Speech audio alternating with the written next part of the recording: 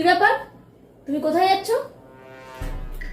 এই লালটুর এক বৌবাদ আছে আজকে একটু, তাই বললো যে প্রদীপদা তুমি এসো, সবাই আসছে। তাই বললাম রাত্রে কোনো কাজ নেই, তাই যাই একটু, সবাই আসছে যখন তাই যাচ্ছি। আবার কি রাতে খাবে না? রাতে তো ওখানেই খেয়ে নেবো, তুমি খেয়ে নিও, ঠিক আছে? আমি আসি। 1 মিনিট দাঁড়াও। যেভাবে যাচ্ছ ঠিক যেন সেইভাবেই বাড়িতে আসা হয়, ঠিক আছে?